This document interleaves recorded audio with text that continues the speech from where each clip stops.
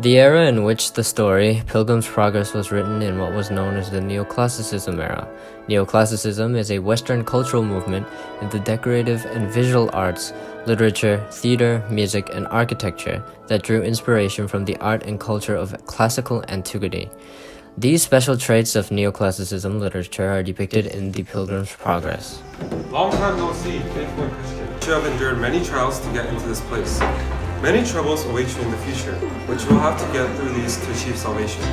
The fair you're about to go in now will consist of people who live in vain, meaning they will buy, sell, and live for vain. Your eyes will tempt you to fall into the same path as these people, but do not fret. You must carry yourself through these distractions.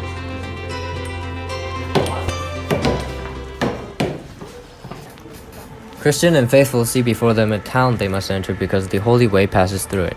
It is an ancient town named Vanity Fair, where Beelzebub, Apollyon, and Legion ruled, and where, all year round, sold all sorts of vanity, such as houses, lands, trades, places, honors, titles, countries, kingdoms, wives, husbands, children, servants, blood, bodies, and whatnot. Now, the pilgrims had to pass through this Vanity Fair because their goal, celestial city of Jerusalem, lied behind it.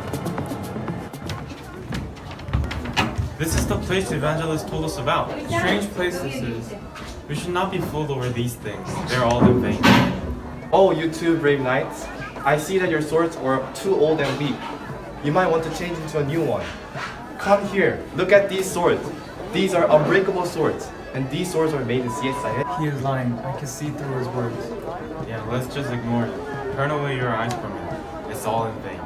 Sorry, but we're not interested in these things of this fair. We only buy the truth, nor things that will disappear. How dare you say that to me? Don't overlook my sword, you beggars. Look what you've won. Oh, and look at your own dirty sword. Give me your sword, I'll prove you wrong. Go ahead then.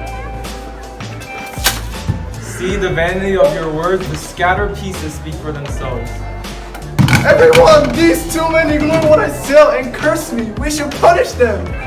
We do not buy the things of this fair because we know that these are not the ones we pursue. We buy truth, not vanity. Every evil was in this fair, and people did not feel guilty about their actions.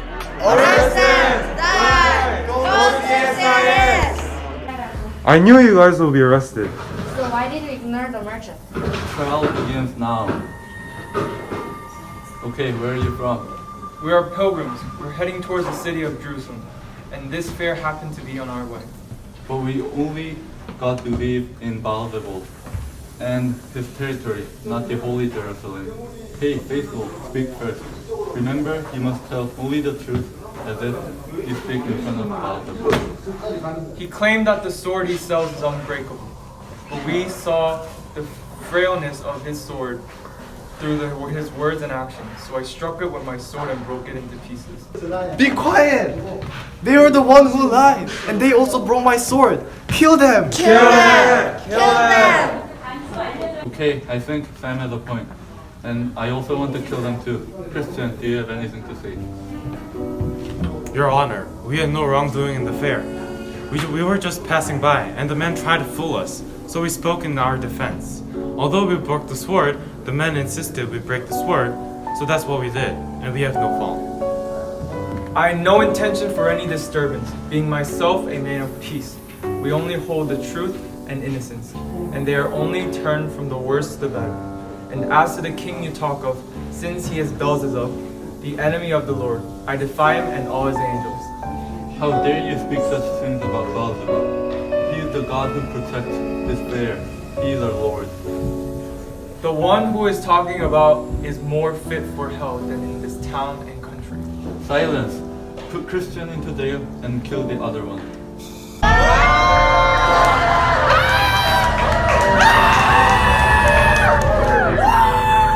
In the end, faithful burnt to ashes. This is a moment where biblical allusion is used. It is a reference to Elijah and Elisha's story of the burning chariot, where Elijah went up to heaven in a flying chariot. Throughout the whole of Pilgrim's Progress, one can see that John Bunyan used logic and reason, which are key traits in neoclassicism in his writing. His use of direct language instead of lofty and eloquent language was so that all social classes could thoroughly understand the physical and spiritual journey that Christian had gone through. 네. 아, 커서. Knights, I see that your swords are old and weak. You might want to change into a new one. Are too old and weak. You might want to change into a new one. Come here, look at these swords. These are unbreakable swords. These you two brave knights. You two brave knights. I see that your swords are too. 왜 자꾸 없냐? And kill the other one. 와. 해야 되지 않아?